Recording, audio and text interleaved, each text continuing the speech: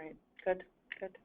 Okay, so those were my questions from our super users and comments.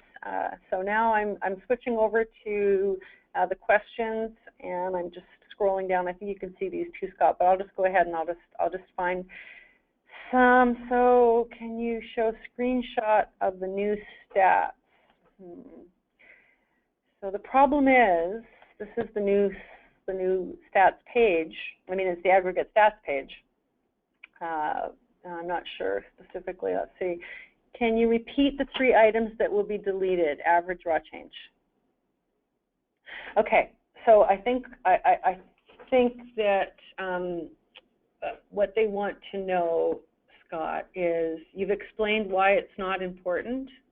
They still liked it. So how do they? What it is yeah, but it's too nuanced. They glaze over when you start talking about. So really, wouldn't it be that instead of talking about average raw change, that we would just use a scatter plot? Would that not be a good way, a simple way for them to be looking at their clients? Yeah.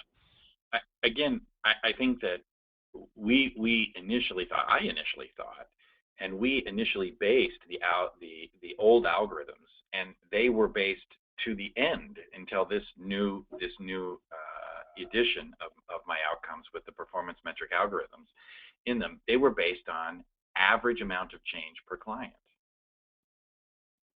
And the problem with that is it communicates nothing about the individual case. And so in place of that, you get the scatter plot, which tells you at a given session, are your clients on track or off track? And what we mean by that is their current score at that particular session is predictive of either a positive, negative, or indeterminate outcome. There's no guessing here that needs to be done. That's right, and that's the whole reason that we're getting rid of it, is because it just, the index was a good start, right? Yeah. Average raw change, they're a good start, but they're not really as meaningful. They might be simple, but they're not as meaningful as they actually now, they really do lead to a misunderstanding about how much change is success. And the whole idea of using the reliable change index, which was a very good idea at the time, the problem with it is, and I hope I'm not glossing over this too glibly, the problem with the reliable change index is that it provides an average amount of change that is applied across all clients, regardless of the client's level of distress at intake.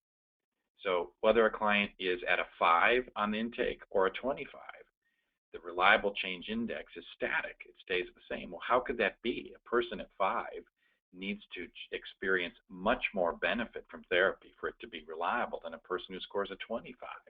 And yet that's the way the system was operating, because we didn't really know how else to do it, number one.